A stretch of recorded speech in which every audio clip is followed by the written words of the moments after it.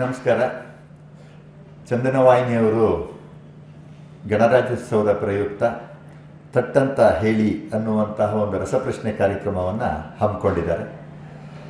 ಅದನ್ನು ಡಾಕ್ಟರ್ ಸೋಮೇಶ್ವರ್ ಅವರು ಆ ಕಾರ್ಯಕ್ರಮವನ್ನು ನಡೆಸ್ಕೊಡ್ತಾರೆ.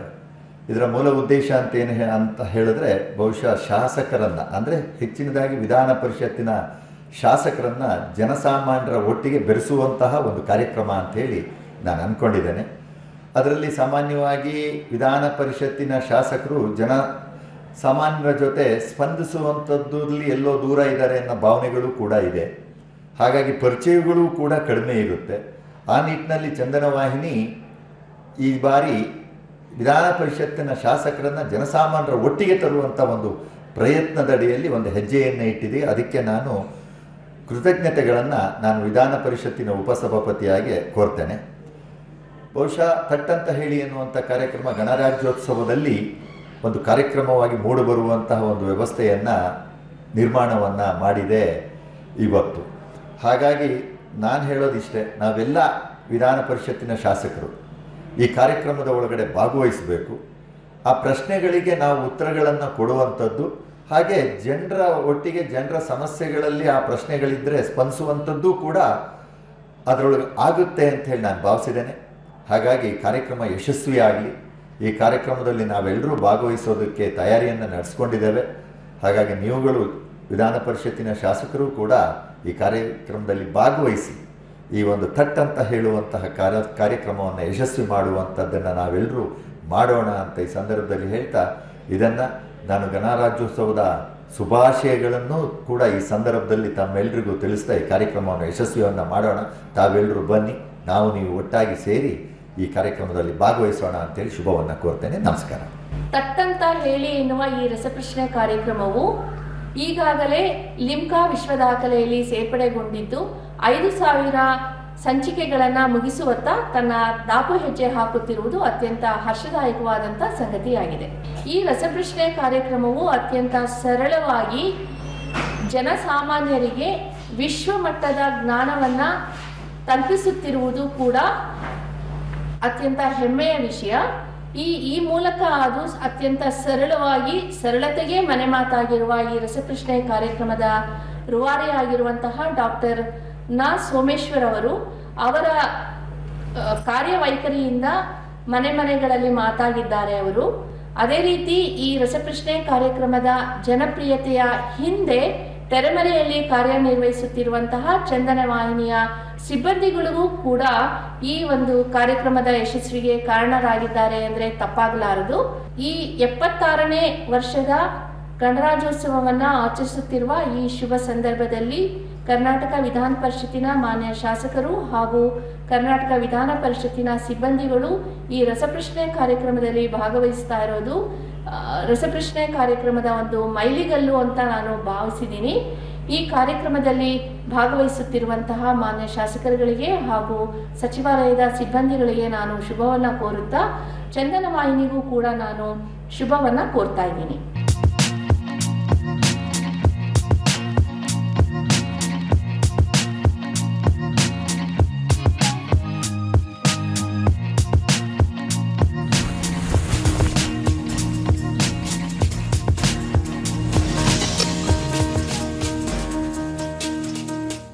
ಎಲ್ರಿಗೂ ನಮಸ್ಕಾರ.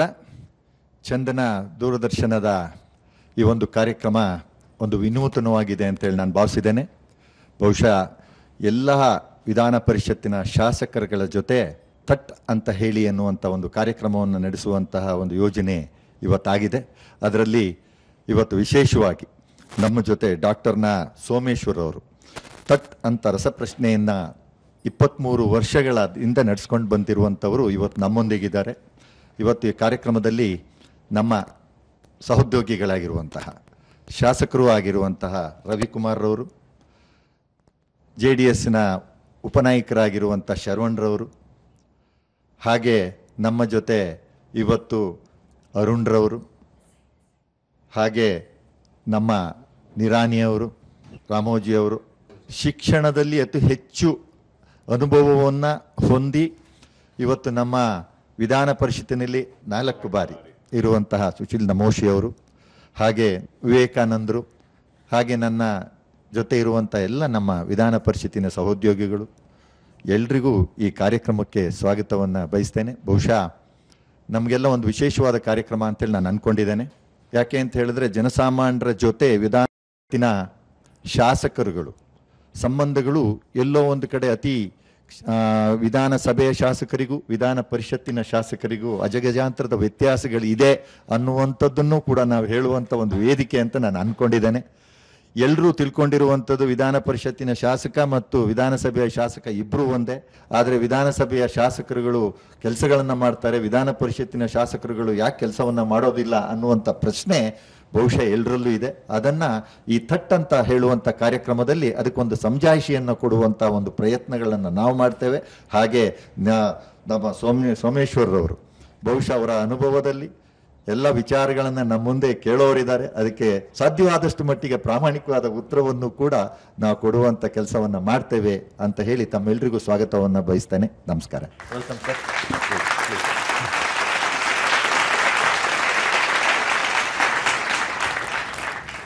ನಮ್ಮ ದೇಶ ಗಣರಾಜ್ಯವಾಗಿ ಇವತ್ತಿಗೆ 75 ವರ್ಷಗಳಾಗ್ತಾ ಇವೆ.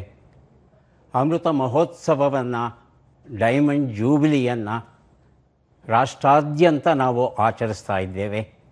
ಈ ಒಂದು ಸಂದರ್ಭದಲ್ಲಿ ನಾವು ನಮ್ಮ ಕರ್ನಾಟಕದ ವಿಧಾನ ಪರಿಷತ್ತಿನ ಸದಸ್ಯರ ಜೊತೆ ಒಂದಷ್ಟು ಮಾತುಕತೆಯನ್ನು ಆಡ್ತಾ ನಮ್ಮ ದೇಶದ ಬಗ್ಗೆ, ನಮ್ಮ ಸಂವಿಧಾನದ ಬಗ್ಗೆ, ನಮ್ಮ ಚುನಾವಣಾ ವ್ಯವಸ್ಥೆಯ ಬಗ್ಗೆ, ಹೇಗೆ ನಾವು ಆಡಳಿತವನ್ನು ನಡೆಸ್ತಾ ಇದ್ದೇವೆ ಅನ್ನೋದರ ಬಗ್ಗೆ ಒಂದಷ್ಟು ಮಾಹಿತಿಯನ್ನು ತಿಳ್ಕೊಳ್ತಾ, ಮಾಹಿತಿಯನ್ನು ಹಂಚುತ್ತಾ, ಹಾಗೆಯೇ ಕನ್ನಡ ಪುಸ್ತಕಗಳನ್ನು ಕೊಡುವ ಒಂದು ಪುಣ್ಯ ಕಾರ್ಯದಲ್ಲಿ ಇವತ್ತು ನಾವು ಭಾಗವಹಿಸ್ತಾ ಇದ್ದೇವೆ.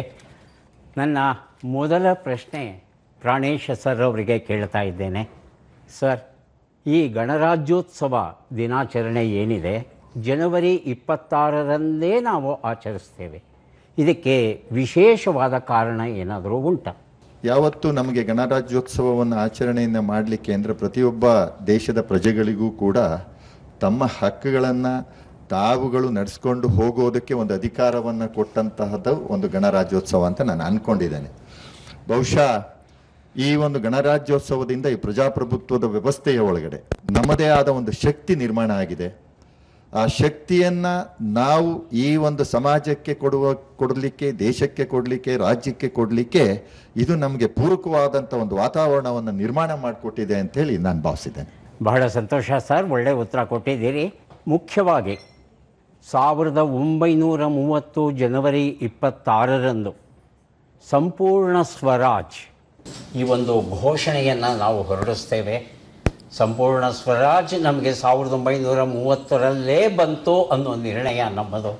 ಅದನ್ನು ಸದಾ ಕಾಲಕ್ಕೂ ನೆನಪಲ್ಲಿ ಇಟ್ಕೋಬೇಕು, ಯಾವ ಕಾರಣಕ್ಕೂ ಮರೆಯಬಾರ್ದು ಅಂತ ಹೇಳಿ 1930 ಜನವರಿ 26 ಏನಿದೆ, ಆ ಜನವರಿ 26ನ್ನು ಮರೆಯಬಾರ್ದು ಅಂತ ಹೇಳಿ ನಾವು ಗಣರಾಜ್ಯೋತ್ಸವವನ್ನು ಇದೇ ದಿನದಂದು ಆಚರಿಸ್ಕೊಂಡು ಬರ್ತಾ ಇದ್ದೇವೆ. ಹಾಗಾಗಿ ಈ ಜನವರಿ 26ಕ್ಕೆ 75 ವರ್ಷಗಳನ್ನು ಪೂರ್ಣಗೊಳಿಸ್ತಾ ಇದ್ದೇವೆ. ಬಹಳ ಒಳ್ಳೆಯ ಮಾಹಿತಿಯನ್ನು ಕೊಟ್ಟಿದ್ದೀರಿ, ಧನ್ಯವಾದಗಳು sir. Thank you. Pranesh sir ಅವರಿಗೆ ಪ್ರಾಣೇಶ್ ಪ್ರಪಂಚ, ಗಂಗಾವತಿ ಪ್ರಾಣೇಶ್ ಅವರು ಬರೆದಂಥ ಸೊಗಸಾದ ಕೃತಿ ಕೊಡ್ತಾ ಇದ್ದೇವೆ. ದಯವಿಟ್ಟು ಸ್ವೀಕರಿಸಿ ಸರ್. ಧನ್ಯವಾದಗಳು.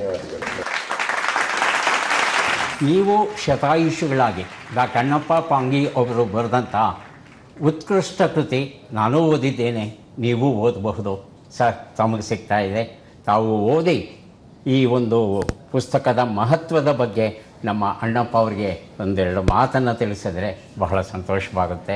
ಧನ್ಯವಾದಗಳು. ಹೌದು ಸರ್, ಶತಾಯುಷಿ ಕೇವಲ ಆಯಸ್ಸಲ್ಲ, ಆರೋಗ್ಯದ ಜೊತೆ ಆಯಸ್ಸು. Thank you. ವೀಕ್ಷಕರೇ, ನಮ್ಮ ಜೊತೆ ಶಾಸಕರಾದಂಥ ಶ್ರೀ ರವಿಕುಮಾರ್ ಅವರು ಇದ್ದಾರೆ. ಸರ್, ತಮ್ಮ ಕ್ಷೇತ್ರದ ಪರಿಚಯ, ತಮ್ಮ ಕಾರ್ಯಪ್ರವೃತ್ತಿ ಹೇಗಿದೆ? ನಾನು ಆ್ಯಕ್ಚುಲಿ ಶಿಕ್ಷಣ ಕ್ಷೇತ್ರದಿಂದ ಬಂದಂಥವನು. ನನಗೆ ನಮ್ಮ ಪಾರ್ಟಿ 2ನೇ ಬಾರಿಗೆ MLCಯನ್ನಾಗಿ ಮಾಡಿದೆ, ವಿಧಾನಸಭೆಯಿಂದ ವಿಧಾನ ಪರಿಷತ್ತಿಗೆ. ಹಾಗಾಗಿ ಇಡೀ ರಾಜ್ಯಾದ್ಯಂತ ಬೇರೆ ಬೇರೆ ಸಮಸ್ಯೆಗಳನ್ನು ತೆಗೆದುಕೊಂಡು, ರೈತರ ಸಮಸ್ಯೆ ಇರ್ಬೋದು, ಶಿಕ್ಷಣ ಸಮಸ್ಯೆ ಇರ್ಬೋದು, ಆರ್ಥಿಕ ಸಮಸ್ಯೆ ಇರ್ಬೋದು, ಸಾಮಾಜಿಕ ಸಮಸ್ಯೆ ಇರ್ಬೋದು, ವಿದ್ಯಾರ್ಥಿಗಳ ಸಮಸ್ಯೆ ಇರ್ಬೋದು, ಈ ರೀತಿಯ ಅನೇಕ ವಿಚಾರಗಳನ್ನು ತೆಗೆದುಕೊಂಡು ರಾಜ್ಯಾದ್ಯಂತ ನಾನು ಓಡಾಡ್ತೇನೆ, ಪ್ರವಾಸ ಮಾಡ್ತೇನೆ, ಜಾಗೃತಿಯನ್ನು ಮಾಡ್ತೇನೆ. ಆ ಸಮಸ್ಯೆಗಳ ಪರಿಹಾರದ ಕಡೆಗೆ ಸರ್ಕಾರದ ಗಮನವನ್ನು ಸೆಳೆದು ಪರಿಹಾರ ಸಿಗೋ ರೀತಿಯ ಒಂದು ಪ್ರಾಮಾಣಿಕ ಪ್ರಯತ್ನವನ್ನು ಸದನದಲ್ಲಿ ಮಾಡ್ತೇನೆ. ತುಂಬ ಸಂತೋಷ ಸರ್. ಒಂದು ಪುಟ್ಟ ಪ್ರಶ್ನೆ ಕೇಳೋದಕ್ಕೆ ತಾವು ಅನುಮತಿ ಕೊಡಬೇಕು. ಖಂಡಿತ ಕೇಳಿ. ನಮ್ಮ ದೇಶ ಮೊದಲು ಬ್ರಿಟನ್ ಇಂಡಿಯಾ ಆಗಿತ್ತು. ಅದು ಬ್ರಿಟಿಷ್ ಇಂಡಿಯಾ ಆಗಿ ಪರಿವರ್ತನೆ ಆಗೋದಕ್ಕೆ ಒಂದು ಘಟನೆ ಬಹಳ ಬಹಳ ಬಹಳ ಮುಖ್ಯವಾದ ಪ್ರಭಾವವನ್ನು ಬೀರಿತು. ಆ ಘಟನೆ ಯಾವುದು ಅಂತ ತಿಳ್ಕೋಬೇಕು. 2 ಆಯ್ಕೆ ಕೊಡ್ತೇನೆ. ಮೊದಲನೇದು ಕ್ವಿಟ್ ಇಂಡಿಯಾ ಚಳುವಳಿ. ಬ್ರಿಟಿಷರೇ ಭಾರತವನ್ನು ಬಿಟ್ಟು ತೊಲಗಿ ಅನ್ನೋ ಚಳುವಳಿ ಕಾರಣವಾಯಿತಾ, ಅಥವಾ ಭಾರತದ ಪ್ರಥಮ ಸ್ವಾತಂತ್ರ್ಯ ಸಂಗ್ರಾಮ ಕಾರಣವಾಯಿತಾ? ಯಾವುದಾಗಿರಬಹುದು? ನನಗನ್ನಿಸ್ದಂಗೆ ನಮ್ಮ ದೇಶದಲ್ಲಿ ಮೊದಲನೇ ಸ್ವಾತಂತ್ರ್ಯ ಸಂಗ್ರಾಮ 1857. ಏನು ಮಂಗಲ್ ಪಾಂಡೆ ಮತ್ತು ಇನ್ನಿತರೆ ಕ್ರಾಂತಿಕಾರಿಗಳೇನಿದ್ದಾರೆ, ಈ ದನದ ಕೊಬ್ಬನ್ನು ಕೋವಿಗಳಿಗೆ ಸವರಿದ್ದಾರೆ ಅನ್ನುವಂಥ ವಿಷಯವನ್ನು ಇಟ್ಕೊಂಡು ಇಡೀ ಆರ್ಮಿಯಲ್ಲಿ, ಬ್ರಿಟಿಷ್ ಆರ್ಮಿಯಲ್ಲಿ ಒಂದು ದೊಡ್ಡ ಕ್ರಾಂತಿ ಆಗತ್ತೆ. ಆ ಕ್ರಾಂತಿನೇ ಈ ಘಟನೆಗೆ ಕಾರಣ ಅಂಥೇಳಿ ಈ ಸಂದರ್ಭದಲ್ಲಿ ನಾನು ಹೇಳೋದಕ್ಕೆ ಬಯಸ್ತೇನೆ. ಮಂಗಲ್ ಪಾಂಡೆ ಆ ರೀತಿಯ ಒಂದು ಬ್ರಿಟಿಷ್ ಸರ್ಕಾರವನ್ನು ನಡಗಿಸ್ತಾರೆ. ಹೌದು ಸರ್, ತಾವು ಹೇಳಿದ್ದು ಸರಿಯಾದ ಉತ್ತರ ಆಗಿತ್ತು, ಆಗಿದೆ, ಆಗಿಯೂ ಇರುತ್ತೆ. ಇದೇ ಉತ್ತರ ಬದಲಾವಣೆ ಆಗಲಿಕ್ಕೆ ಸಾಧ್ಯ ಇಲ್ಲ. ಬ್ರಿಟಿಷ್ ಇಂಡಿಯಾ ಅಂದರೆ ನೇರವಾಗಿ ಬ್ರಿಟನ್ ಸರ್ಕಾರ ನಮ್ಮ ಭಾರತೀಯ ವ್ಯವಹಾರಗಳಲ್ಲಿ ಎಲ್ಲ ವ್ಯವಸ್ಥೆಯನ್ನು ತನ್ನ ಹಿಡಿತಕ್ಕೆ ತಗೋಬೇಕು ಅಂತ ಬ್ರಿಟನ್ ಇಂಡಿಯಾ ಒಂದು ವ್ಯಾಪಾರಿಗಳ ಹಿಡಿತದಲ್ಲಿದ್ದಂಥ ಭಾರತ ನೇರವಾಗಿ ಬ್ರಿಟಿಷ್ ಸರ್ಕಾರಕ್ಕೆ ಹೋಗುತ್ತೆ, ಬ್ರಿಟಿಷ್ ಇಂಡಿಯಾ ಆಗುತ್ತೆ. ಆ ಬ್ರಿಟಿಷ್ ಇಂಡಿಯಾದಲ್ಲಿ ಮೊದಲ ಬಾರಿಗೆ ನಮಗೆ ಸಂಪೂರ್ಣ ಸ್ವಾತಂತ್ರ್ಯವನ್ನು ಕೊಡಿ ಅನ್ನೋ ಧ್ವನಿಯನ್ನು ಎತ್ತಿದವರು 1934ರಲ್ಲಿ ನರೇಂದ್ರನಾಥ್ ಭಟ್ಟಾಚಾರ್ಯ ಅವರು ಮೊದಲ ಬಾರಿಗೆ ದೊಡ್ಡ ಧ್ವನಿಯನ್ನು ಎತ್ತುತ್ತಾರವರು. ಅದಾದ ಮೇಲೆ 1938ರಲ್ಲಿ ನೆಹರೂರವರು ಪ್ರತ್ಯೇಕ ದೇಶ ಬೇಕು ನಮ್ಮ ಭಾರತಕ್ಕಾಗಿ ಅನ್ನೋ ಒಂದು ಮಂಡನೆಯನ್ನು ಇಡ್ತಾರೆ.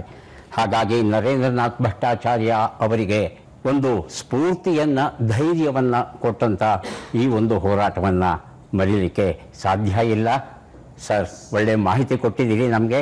ದಯವಿಟ್ಟು ಪುಸ್ತಕಗಳನ್ನು ಸ್ವೀಕರಿಸಬೇಕು ಅಂತ ತಮ್ಮಲ್ಲಿ ಪ್ರಾರ್ಥಿಸ್ತಾ ಇದ್ದೇವೆ. ಜಗದೀಶ್ ಶರ್ಮ ಸಂಪಾ ಅವರು ಬರೆದಂಥ ಮಹಾಭಾರತ ಅನ್ವೇಷಣೆ. ನಿಮ್ಮ ಪ್ರಶ್ನೆಗಳಿಗೆ ನಮ್ಮ ಉತ್ತರ ಅಂತ ಹೇಳ್ತಾರೆ. ಮಹಾಭಾರತವನ್ನು ಓದಿದಂಥ ಜನ ಅನೇಕ ಅನುಮಾನಗಳನ್ನು ವ್ಯಕ್ತಪಡಿಸ್ತಾರೆ ಮಹಾಭಾರತದ ಬಗ್ಗೆ. ಸರ್, ಇದು ಸರಿಯಾ ಅಂತ ಪ್ರಶ್ನೆ ಕೇಳಿದರೆ ಆ ಪ್ರಶ್ನೆಗೆ ಬರೆದು ಉತ್ತರ ತಿಳಿಸ್ತಾರೆ ಸಂಪಾ ಅವರು. ಆ ಸೊಗಸಾದ ಕೃತಿ ತಮಗೆ ಸಿಗ್ತಾ ಇದೆ ಸರ್. ಧನ್ಯವಾದಗಳು. ವೀಕ್ಷಕರೇ, ಶಾಸಕರಾದಂಥ ಅರುಣ್ ಅವರು ನಮ್ಮ ಜೊತೆ ಇದ್ದಾರೆ.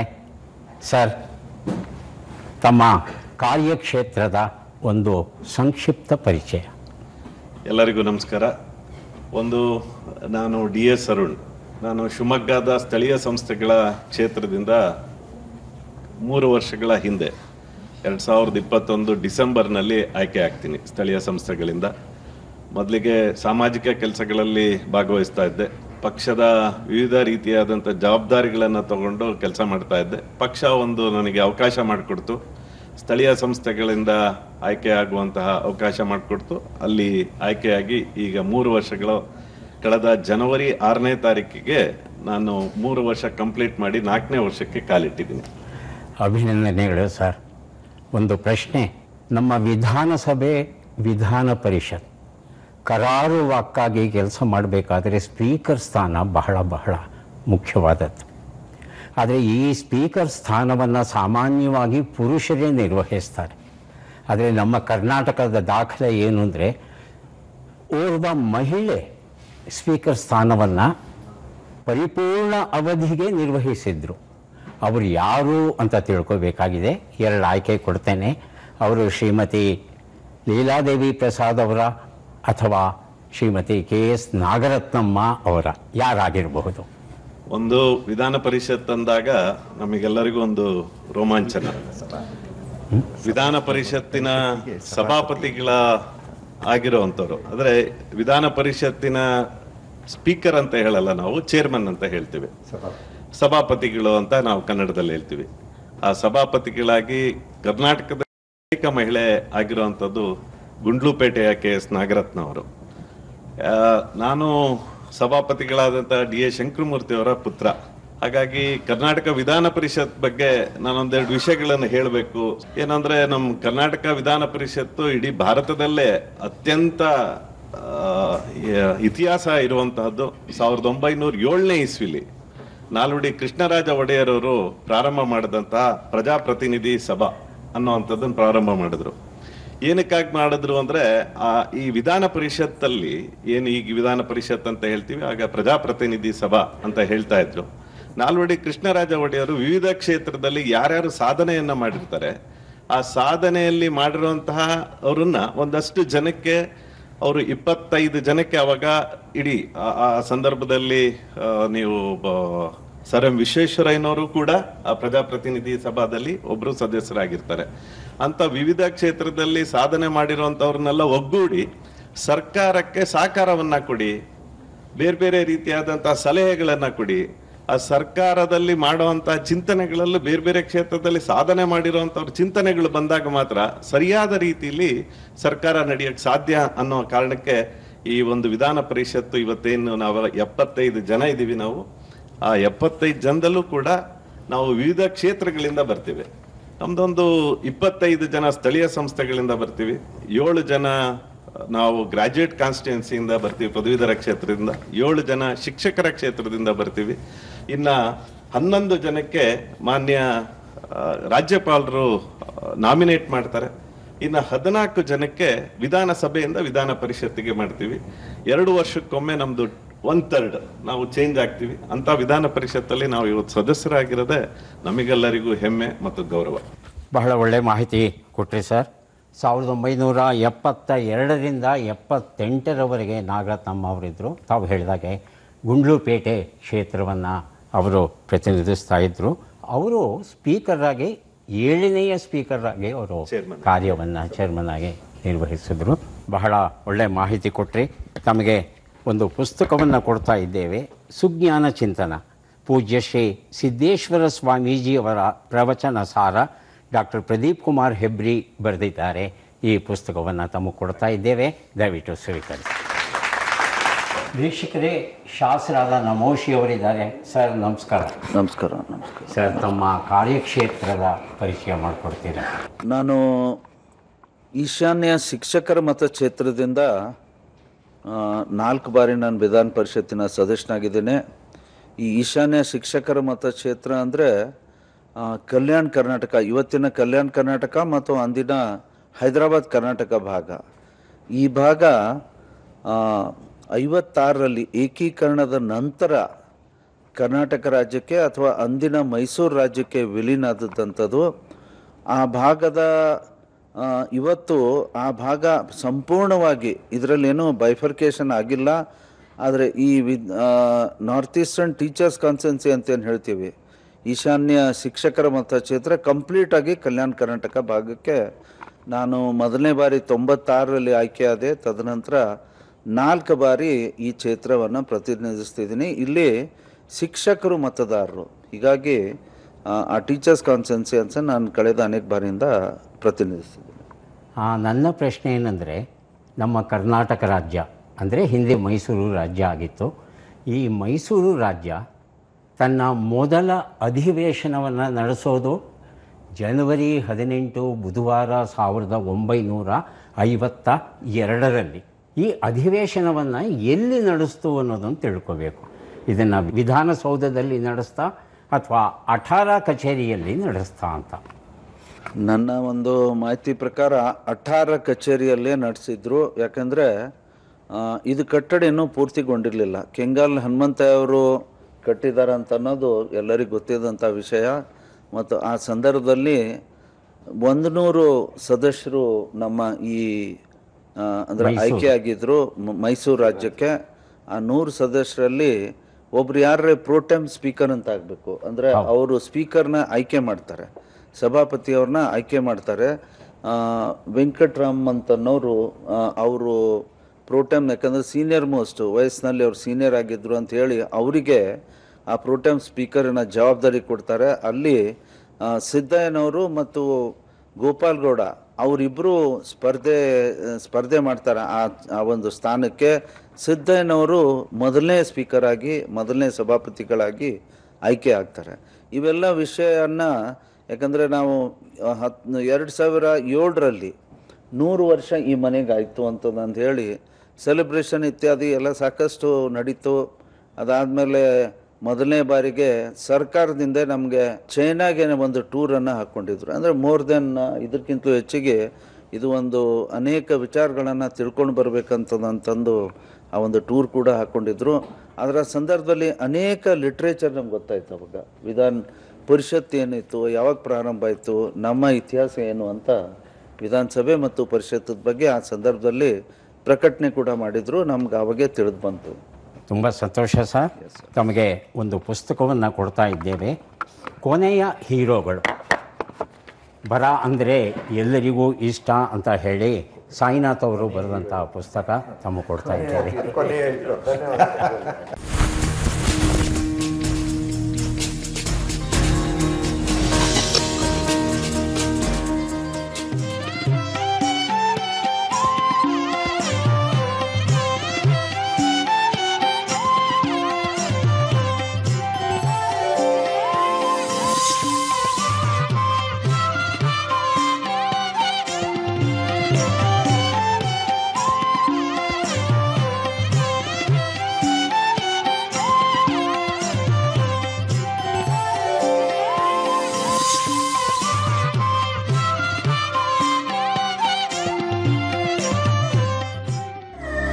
ನಾರಿಮಣಿಗಳ ಮಾತಿನ ತೋರಣ. ಆರೋಗ್ಯ, ಸ್ವಾವಲಂಬನೆ, ಕಲೆ, ಸಾಹಿತ್ಯ ಹೀಗೆ 10 ಆಸಕ್ತಿಗಳ ಹೂರಣ.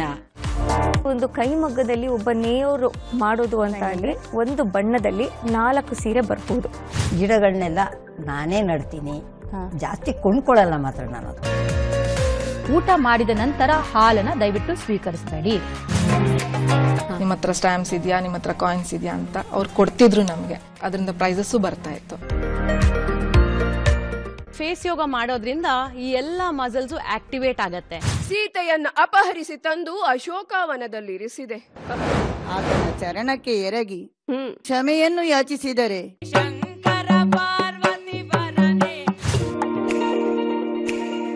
ಸ್ಕೂಲಲ್ಲಿ ಎಲ್ಲ ಕಾಲೇಜಲ್ಲೆಲ್ಲ ನನ್ ಕೊಬ್ರಿ ಗಾಯತ್ರಿ ಅಂತಾನೆ ಕರೀತಿದ್ರು. ಅದು ನನ್ಗೊಂದು ರೆಕಗ್ನಿಷನ್ ಕೊಟ್ಟಿದೆ. ನಾನೇ ಗರುಡ.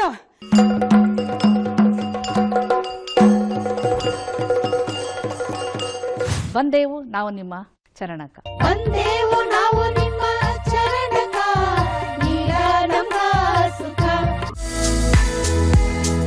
ಡ್ರೈ ಸ್ಕಿನ್ ಇರೋರ್ಗೆ ಬಾಡಿ ಲೋಷನ್ ಉಪಯೋಗ ಮಾಡಲೇಬೇಕಾಗತ್ತೆ. ಯೂಸ್ ಅಂಡ್ ಥ್ರೋ, ಅದು ಸಿಂಗಲ್ ಯೂಸ್ ಫಸ್ಟ್ ನಾವು ಬಿಟ್ಬಿಡ್ಬೇಕು. ಗಂಡಸರು ತುಂಬಾ ಇಂಪಾರ್ಟೆಂಟು, ಅವ್ರು ತಿಳ್ಕೋಬೇಕು. ಉತ್ತರ ಕರ್ನಾಟಕ ಹುಲಿ ಹಾಕಿ ಧೈರ್ಯ ಮಾಡಿ ಓಡಿಸ್ಬೇಕ್ರಿ ಮೇಡಮ್. ಊರಲ್ಲಿ ನಾವು ತಲೆ ಎತ್ಕೊಂಡು ಬದುಕಕ್ಕಾಗಲ್ಲ ನಿನ್ನಿಂದ ಅಂತೇಳಿ ಮನೆಯಿಂದ ಆಚೆ ಹಾಕ್ತಾರೆ. ಅವರನ್ನ ದೇವದಾಸಿಯ ಪದ್ಧತಿಗೆ ತಂದು ವರದಕ್ಷಿಣೆ ಎಂಬ ಕೀಳು ಪದ್ಧತಿ ತೊಲಗಿಸಿರಿ ಯಾವತ್ತೂ. ವಿಷಯ ಏನು ಅಂತಂದ್ರೆ ನನ್ನ ತಾರಾ ಸಂವೇದಕ ವಿಭಾಗದಲ್ಲಿ ಅಷ್ಟರು ಕೂಡ ಹೆಣ್ಮಕ್ಳುಗಳೇ ಆಗಿದ್ರು. ಇಸ್ರೋ ಸಂಸ್ಥೆಯ ಕರೆ ಬಂದಾಗ ನಾನು ಅದನ್ನು ಅರ್ಧಕ್ಕೆ ನಿಲ್ಲಿಸಿ ಇಲ್ಲಿಗೆ ಬಂದೆ.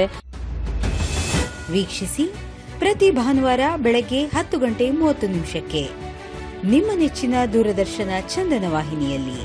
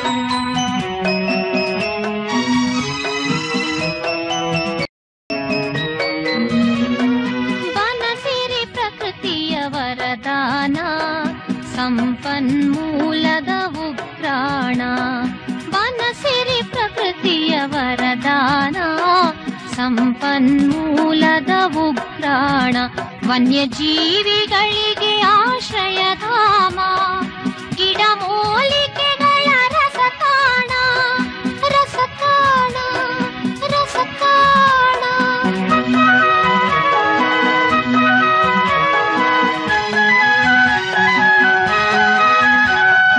ಕಾಡು ಮಾನವ ಸಂಬಂಧ ಬೆಳೆದಿದೆ ಎಷ್ಟೋ ಯುಗದಿಂದ ಕಾಡಿನ ಗರ್ಭದಿ ಬಂದವರು ಕಾಡಿನ ಗರ್ಭದಿ ಬಂದವರು ಕಾಡಿನ ಮಡಿಲಲ್ಲಿ ಬೆಳೆದವರು ಕಾಡಿನ ಮಡಿಲಲ್ಲಿ ಬೆಳೆದವರು ಬನಸಿರಿ ಪ್ರಕೃತಿಯ ವರದಾನ ಸಂಪನ್ಮೂಲದ ಉಗ್ರಾಣ